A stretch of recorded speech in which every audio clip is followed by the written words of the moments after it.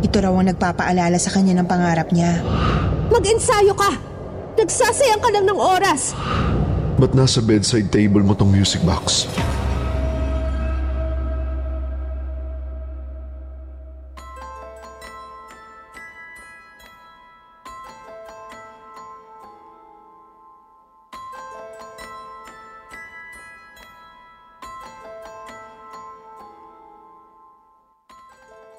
Sabi nila, may mga kaluluwang puno ng inggit at puot.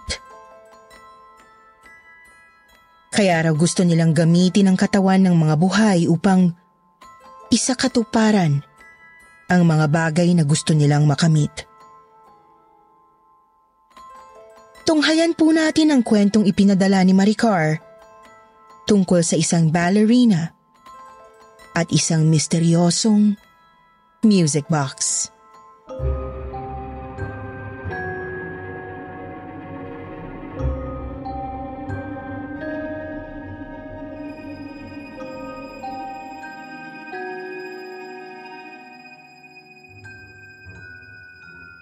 Magandang araw, Miss Anne, at sa lahat ng listeners ng Kwentong Takip Silim. Tawagin niyo na lang po akong Maricar. 29 years old at tubong Maynila. Ang experience ko po na isishare ko sa inyo ngayon ay nangyari noong 16 years old pa lang ako. Pinag-aral ako noon ng mga magulang ko sa isang kilalang ballet school sa bansa natin. To be honest, bagaman may talent ako sa pagsayaw, hindi ko po talaga pangarap na maging isang ballerina. Mas malapit po ang puso ko sa pagiging isang guro.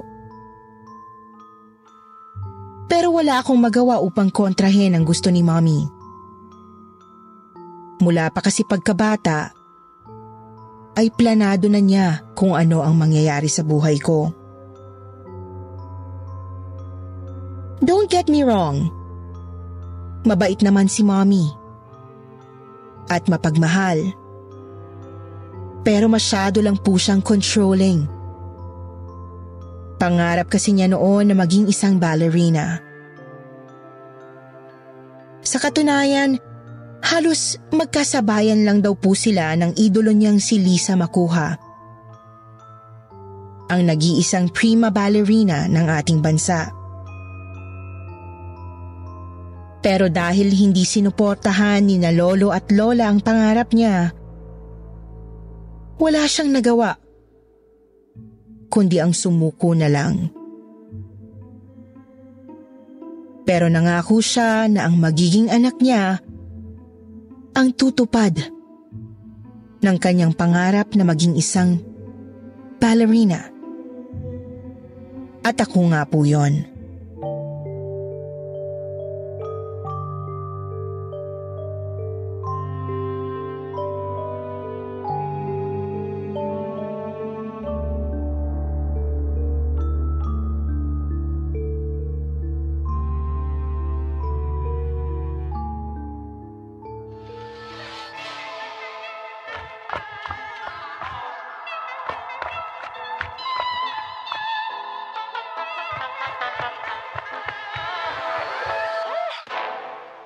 Very good, class! Give yourselves a round of applause. Masaya akong makita ang improvements nyo. Nakakatuwang makita kayong sobrang passionate sa pagsayaw ng ballet. Kagaya nga ng sabi ko sa inyo noon, sa pagsayaw ng ballet, kailangan ng tiyaga at disiplina.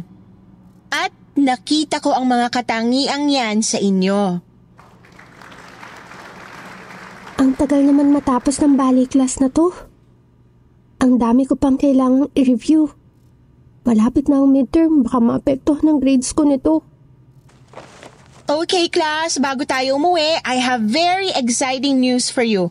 Pagkatapos ng maraming taong paghihintay, our school will be staging the Nutcracker again. Yes, I know excited kayo. Kahit ako excited na rin for this play.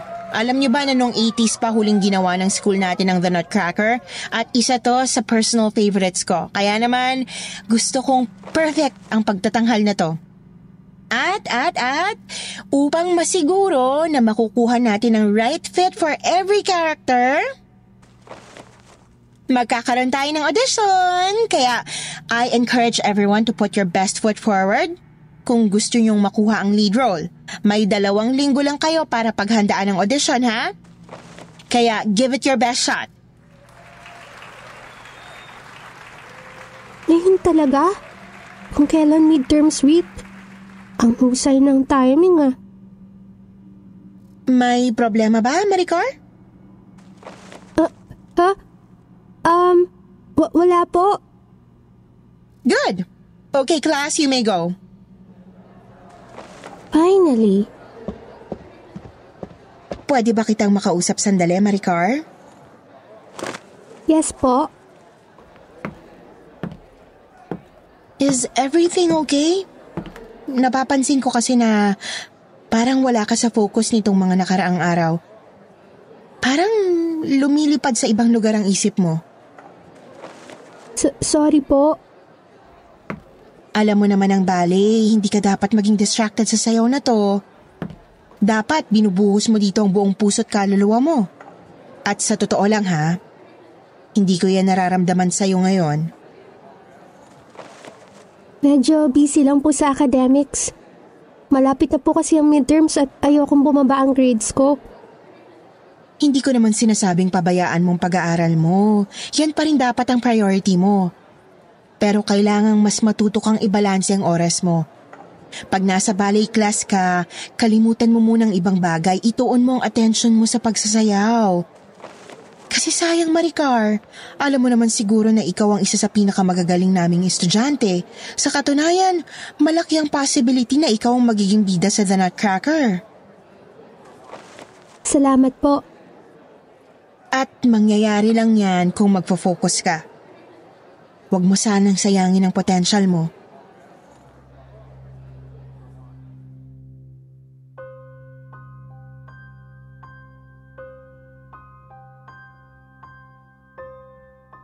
Miss Anne, hindi naman po sa pagmamalaki. Pero ilang beses ko nang narinig na ako raw ang pinakamagaling na ballet dancer sa class namin. Kaya naman, tuwang-tuwa si Mommy. At mas lalo lang siyang naniwala na ako nga ang tutupad sa naudlot niyang pangarap. Imbis po na matuwa, mas lalo lang po akong napipressure dahil sa mga papuri ng ibang tao.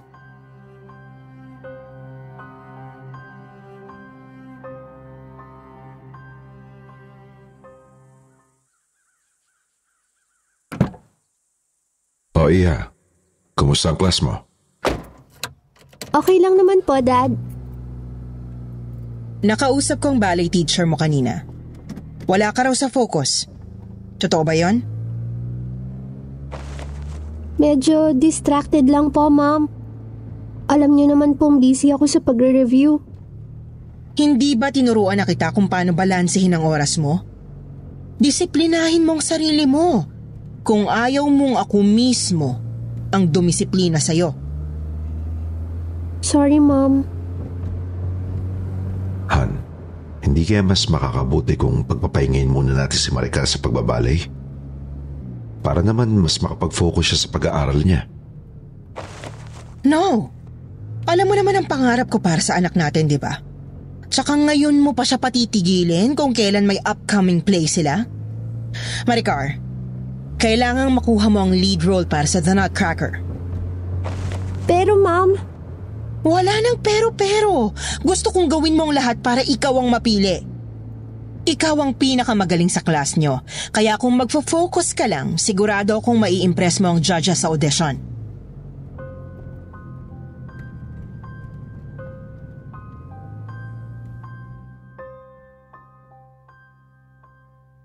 Isang gabi po, Natagalan sina mom at dad sa pagsundo sa akin sa ballet school.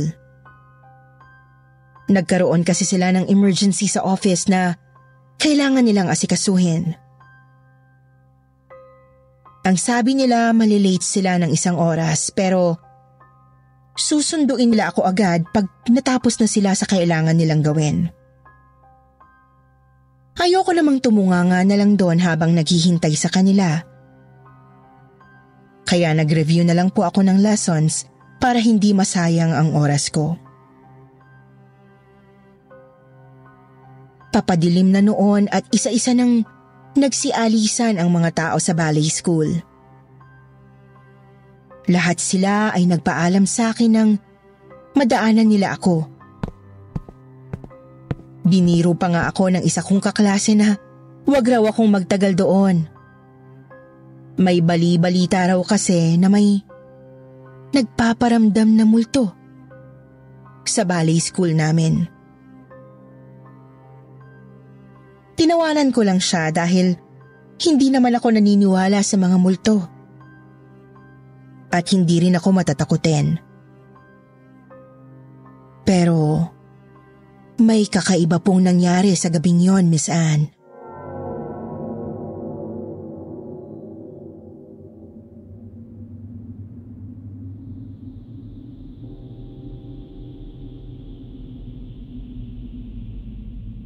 Bakit ako kinikilabutan? Hindi naman ako naniniwala dun sa sinasabi nilang may multo dito sa ballet school. Pero, bakit parang apektado ako ngayon? Hindi. Imagination ko lang to. Ano ka ba, Maricar? Mag-focus ka nga. Hindi mo pwedeng pabayaan ang pag-aaral mo. Ayaw mong maungusan bilang first honor, di ba? E di mag-aral ka.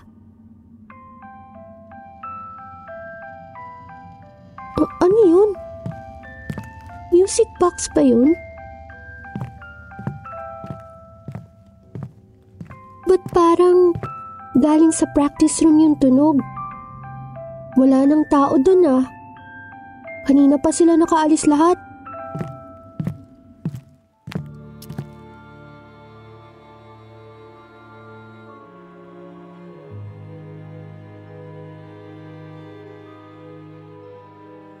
Dala na rin po ng kuryosidad. Naisipan ko pong tingnan kung sa practice room nga nagmula yung tunog na naririnig ko. Nang buksan ko ang pinto, mas lalo lang pong lumakas yung tunog. At nakita ko nga sa isang sulok ng practice room, nakalapag sa sahig, ang isang music box. Hindi ko alam kung kanino yon at kung bakit yun tumutunog kahit wala namang tao. Miss Anne, ang mas hindi ko maipaliwanag ay ang kakaibang emosyong naramdaman ko nung nakita ko ang music box.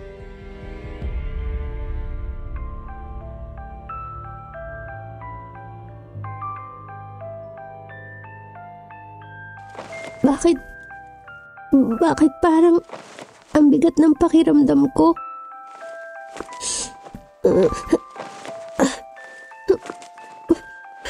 Ba't bigla akong nalulungkot? Ba't ako naluluha?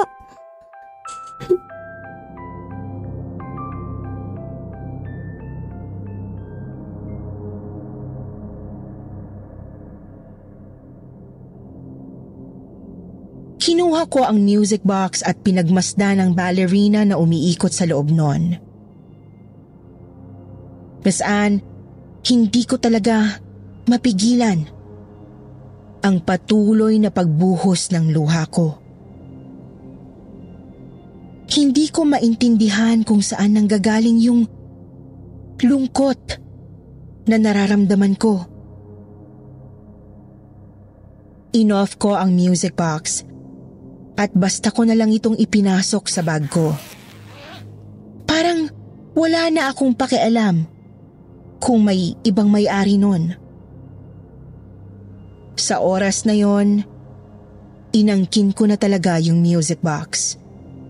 Kasi pakiramdam ko, pag-aari ko ito.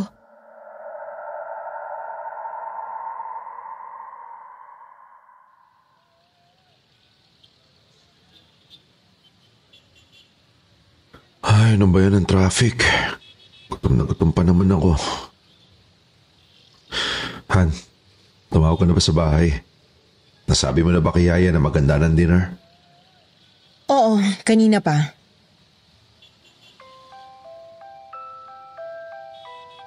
Pwede mong patayin yung music box na yan, Maricar?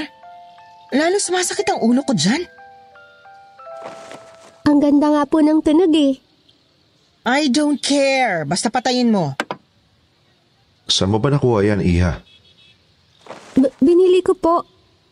Sa kaklase ko. Nagustuhan ko agad nung nakita ko. Kasi po may ballerina. Well, sana naman makatulong yan sa'yo para mas pag-igihan mo pang pagbabale. I hope ginagalingan mo sa pag-iensayo. Alalahanin mo na papalapit na ang audition. You cannot afford to fail. Naiintindihan mo? Imposible. Ako ang pinakamagaling at walang kahit na sinong makakatalo sa akin.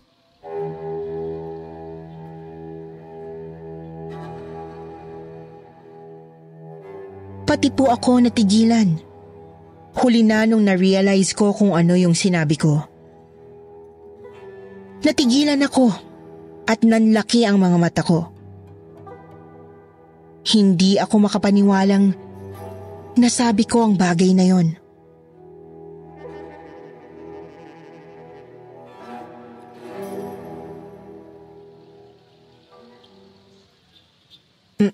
Mabuti naman kung ganon. Just do your best. Basta daan-daan lang, anak, ha? Huwag mo masyadong i-pressure ang sarili mo, okay? Yes, Dad.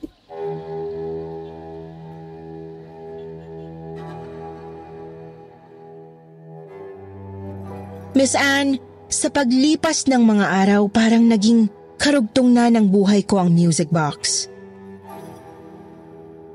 Hindi ko to maiwan sa bahay. Dala-dala ko palagi sa school.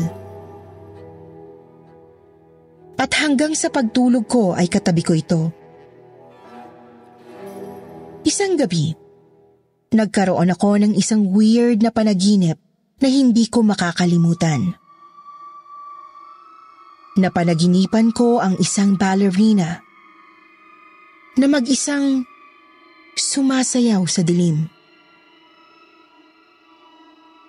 Nakatutok sa kanya ang spotlight habang ginagawa niya ang mga komplikadong steps. Manghang-mangha ako sa sobrang graceful niyang sumayaw. Para siyang magnet. Kahit saan siya pumunta, ay nahahatak niya ang atensyon ko. Sino kaya siya? Ang galing naman niyang sumayaw. Pero, bakit siya umiiyak?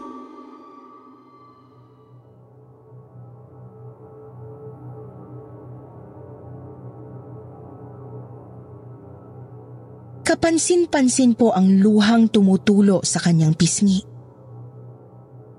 Pero pinipilit niya pa rin ang sarili nang umiti.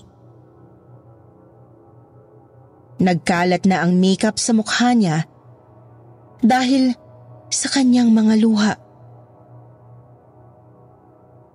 At halos mapunit na rin ang kanyang pisngi sa sobrang laki ng kanyang pekeng ngiti.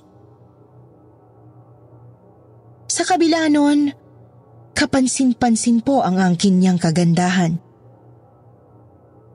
Nakakamangha siya. Pero ramdam na ramdam ko ang lungkot niya.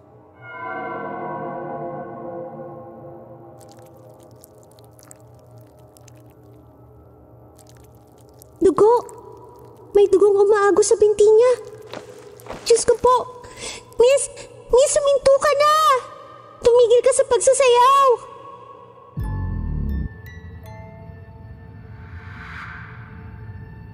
Hindi niya ako pinakinggan. Gusto ko sana siyang lapitan para patigilin. Pero hindi ko naman po maigalaw ang katawan ko. Patuloy lang siya sa pagsayaw. Paikot-ikot. Habang tumutulo ang napakaraming dugo.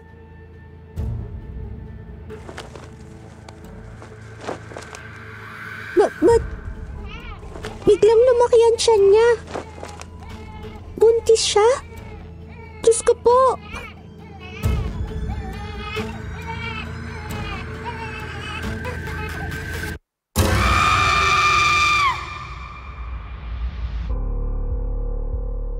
Para akong hihimatayin sa nasaksihan ko. Mabuti na lang at nagising na ako sa napaka-weirdong panaginip na yon. Habol-habol ko ang aking hininga nang magising ako.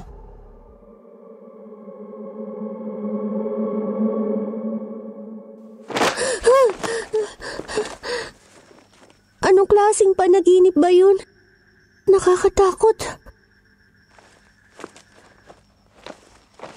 Teka, bakit nasa may bintana na yung music box? Katabi ko lang to kanina bago ako natulog ah.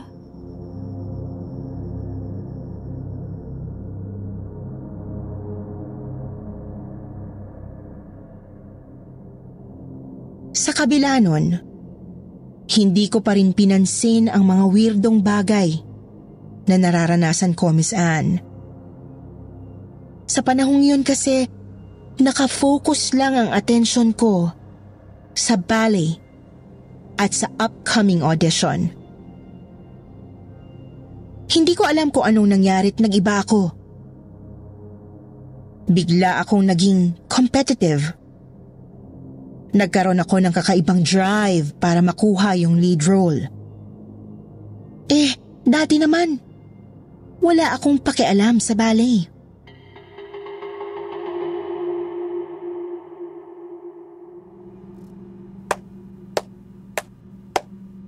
Nakaka-impress ang improvement mo, Maricar. Dati palang magaling ka na, pero ngayon, parang dumoble yata yung galing mo.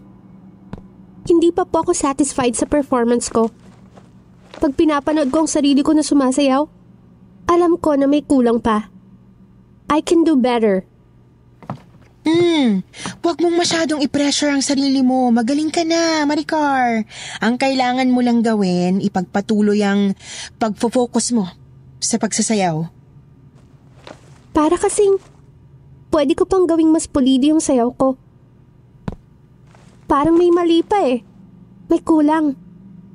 Pero hindi ko alam kung ano. Wala naman akong nakikitang anything major na dapat mong ayusin o baguhin. Maricar, siguro kailangan mong mag-relax ng konti.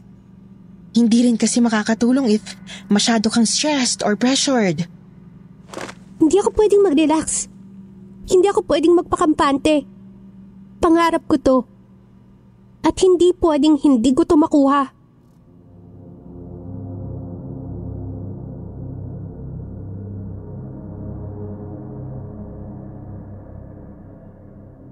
Hindi ko po alam kung saan nanggagaling ang mga salitang lumalabas sa bibig ko.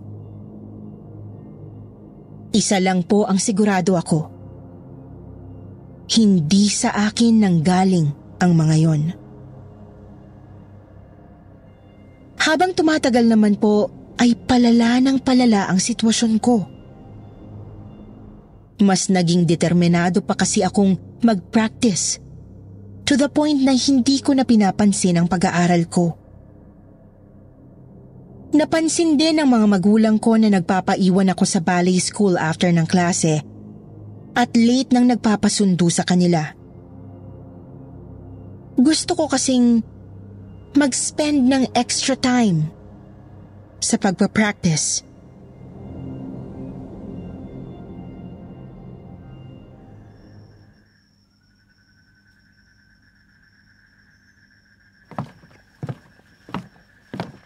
Yeah, let's go. Gabi na. Pwede ka pa naman mag-practice bukas. Magsasara na yung school, sabi nung guard. Nakausap ko na po si Manong Guard kanina. Sabi po niya, pwede ako magstay dito hanggang alas 9. Magsi 7 p.m. pa lang naman po, di ba? Kanina ka pa sumasayaw eh. Magpahinga ka naman, Iha. Nag-aalala na kami sa'yo. Kaya ko po to, Dad. Wala kayong dapat ipag-alala. Nagdo-double time lang po ako sa pagpapractice kasi malapit na yung audition. Kailangan ko makuha yung lead role. Hindi na ako natutuwa dito sa ginagawa mo. Pero ma'am... Oo, gusto kong galingan mo ang pagbabale pero hindi ko sinabing patayin mong sarili mo. Hindi ka ba napapagod dito sa ginagawa mo? Kung makapag-ensayo ka, parang walang bukas. Di ba ito naman ang gusto mo? Nagalingan ko? Na mag-focus ako? At gusto mo akong maging bida, di ba? Oo nga, pero hindi ko gustong umabot sa point na... Minsan ang naudlot ang pangarap kong maging isang magaling na ballerina. At hindi na ako mabibigo sa pagkakataong to. Hindi na. Anong sabi mo, Iha? Ako ang pinakamagaling. Makukuha ko na ang pangarap ko. Wala nang makakapigil sa akin. Kahit kayo, mga walang kwenta. Dumudugo yung ilong mo. Iha, what's wrong? Diyos ko, tatawag ako ng ambulansya. Ako lang ang magaling. Wala nang makakapigil sa akin. Iha!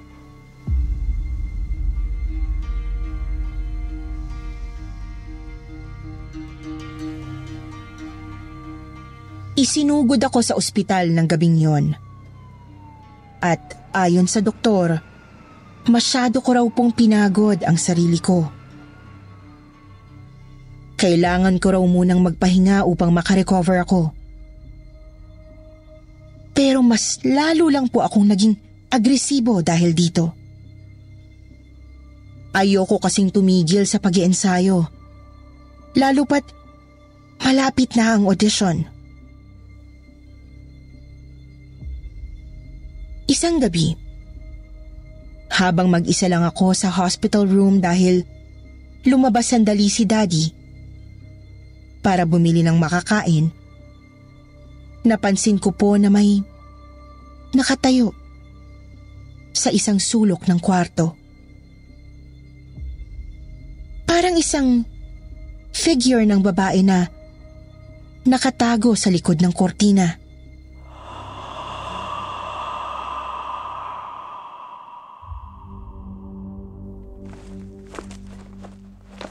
Sino yan? Ba't ko naririnig yung music box? Wala naman yun dito sa ospital ah.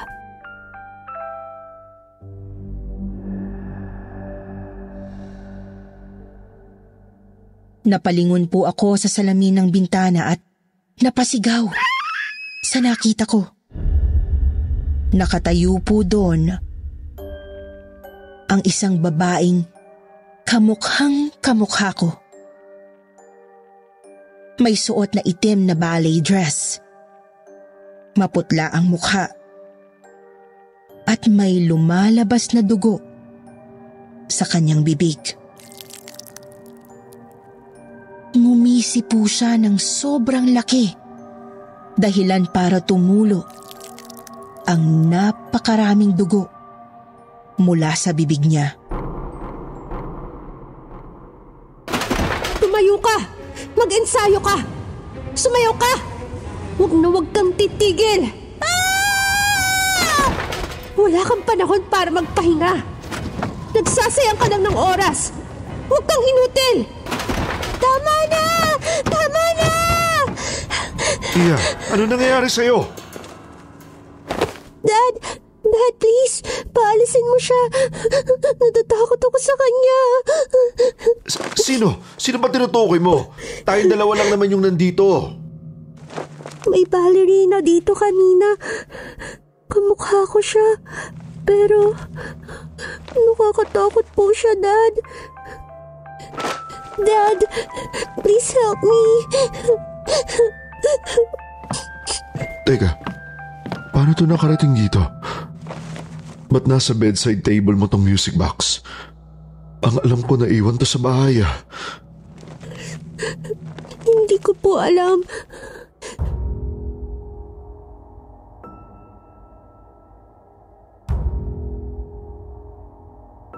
Nakalabas po ako sa ospital at sinubukan kong ibalik sa normal ang buhay ko. Pilit kong kinukumbinsi ang sarili ko na walang mali sa akin. Sinubukan ko ulit na i-balance ang pag-aaral ko at ang ballet. Pero kahit anong gawin ko, hindi ko pa rin talaga mapigilang i-pressure ang sarili ko. Lagi ko pa rin daladala yung music box at para bang masisiraan ako ng bait pag nawala ito.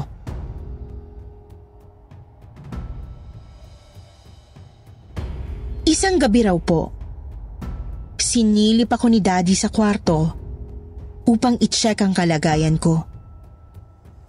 Nagulat daw po siya nang makita akong nakasuot ng ballet dress at sumasayaw pa rin kahit 10 oras na ng gabi.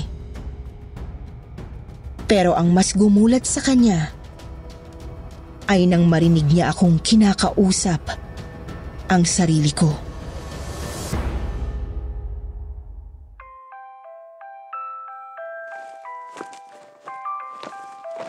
Ayoko na. Pagod na ako. Please lang, tigilan mo na ako. Ayoko naman talagang maging ballerina eh. Hindi to ang pangarap ko. Gusto ko nang tumigil sa pagsasayaw. Hindi. Ikaw ang susi sa katuparan ng pangarap ko. Hindi ka pwedeng tumigil. Sumayaw ka. Wag na wag kang hihinto.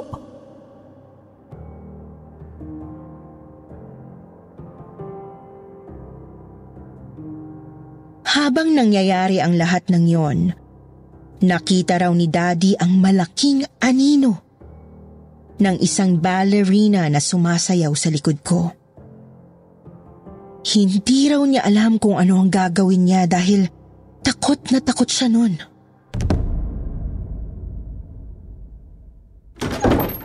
Iha, tumigil ka na! Huwag kang makialam dito. Hindi mo pwedeng pigilan ang pangarap ko.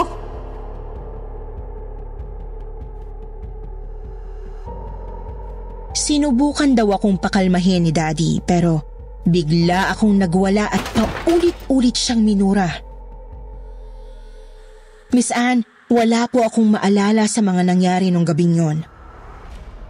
Para akong sinapian at nawalan ng kontrol sa sarili ko. Hanggang sa tuluyan daw po akong nawala ng malay. Sa point na yon, nagdesisyon na ang parents ko na umaksyon. Napansin kasi nila na may nag-iba sa akin. Mula daw nung napulot ko ang music box. Kaya naman kumuha sila ng isang psychic medium upang malaman kung ano ang nangyayari sa akin.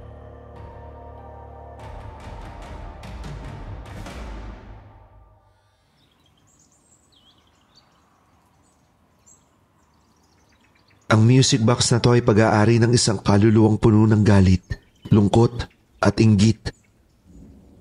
Gusto niyang angkinin ang katawan ng anak niyo upang maisakatuparan ang naudlot niyang pangarap. Pero bakit si Maricar? Dahil isa siyang magaling na balerina at ang multong may-ari ng music box ay dating nangarap at nabigo. Kaya umaasa siya na sa pagkakataong ito, magtatagumpay na siya. Anong pwede natin gawin? Kailangan nating i-cleanse ang music box na to at ilayo sa anak nyo. Ito kasi ang nagsisilbing tulay na nag-uugnay sa kanya at sa multong may-ari nito. Gawin natin lahat para iligtas ang anak ko.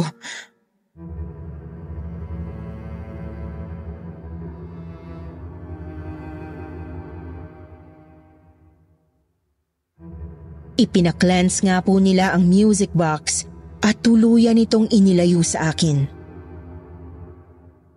Hindi ko na alam kung ano ang eksaktong ginawa nila dito. Kung tinapon ba nila ito, itinago, o di kaya'y sinunog. Hindi na rin po ako nag-usisa. Ang importante sa akin ay malayo na sa akin ang music box. Unti-unti naman pong nagbalik sa normal ang buhay ko. At dahil sa pangyayaring ito, hindi na ako pinilit ni Mommy na mag-ballet. Tinanong niya ako kung ano ang gusto kong direksyon sa buhay ko at ano ang makakapagpasaya sa akin.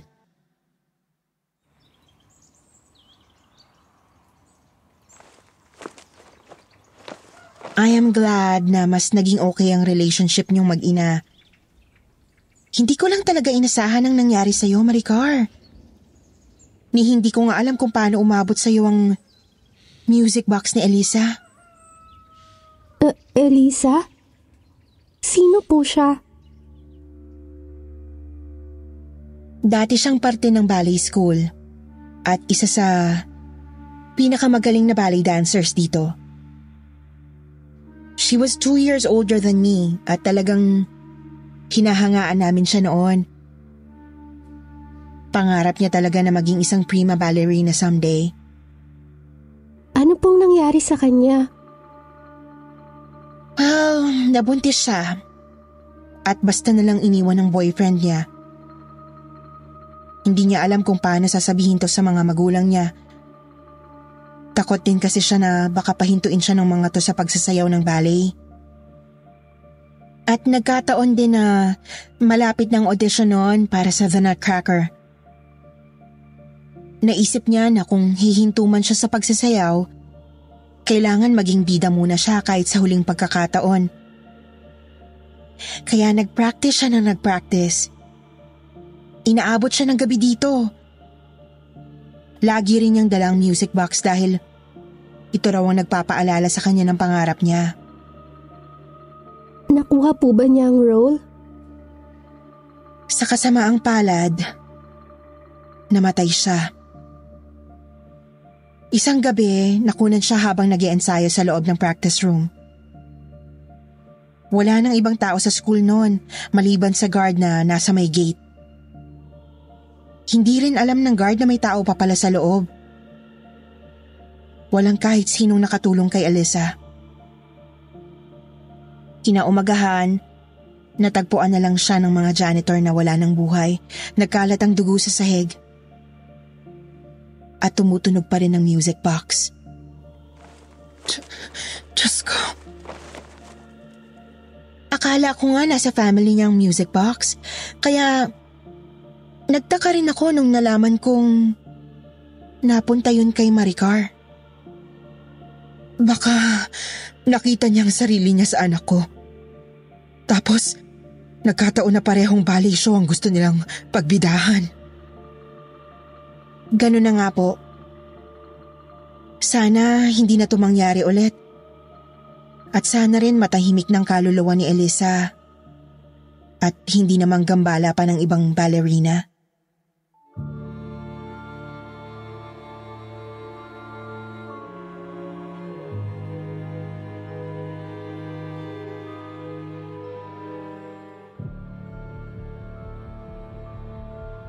Miss Anne, sa kasalukuyan ay isa na po akong guro.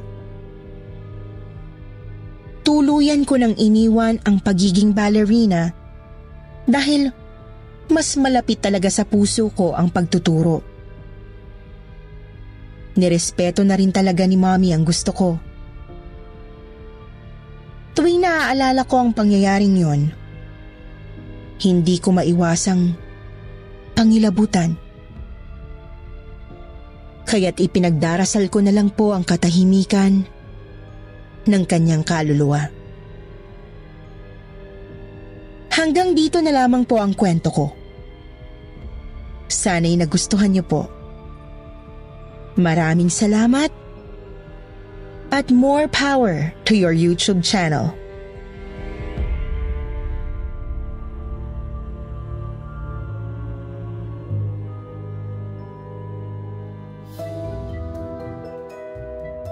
Ngayon naman, dumako tayo sa paborito nating shout-out portion. Shout-out going out to Cheche Gentiles, The Galactic Star, Mir Angeline Maulon, Lainey Gagarin, Garcia Daisy, Criza Fenis, Angelica Gacosta, Shirley Carillo, Lea Aguilera, Lynn Borja. At magbabasa naman tayo ng pinakamagagandang comments galing kina Frelly at The Galactic Star. Sabi ni Frelly, "Hi, ako si Frelly, tahimik na tagapakinig ng kwentong takip silim. Ako'y nakikinig sa pamamagitan ng YouTube at Spotify. Nakikinig ako habang nagtatrabaho, pampawala ng antok at bagot. Maganda ang mga storya ninyo kaya halos napakinggan ko na ang lahat ng storya within a month. Nakikinig ako dito sa Middle East habang nagtatrabaho." Sabi din ni Galactic Star, "Hello po Team Katie at SB. Maraming salamat sa stories nyo. Pinapakinggan ko po habang nagtatrabaho. Listening from Riyadh, KSA." Sa mga hindi nabanggit, sa susunod na lang po. Huwag niyo pong kalimutang mag-reply sa ating shoutout box na nasa comment section para ma-shoutout ang pangalan nyo. Muli po mula sa bumubuo ng kwentong takip silim at sityo Bangungot, ito ang inyong lingkod, si Miss Anne. Nagpapasalamat.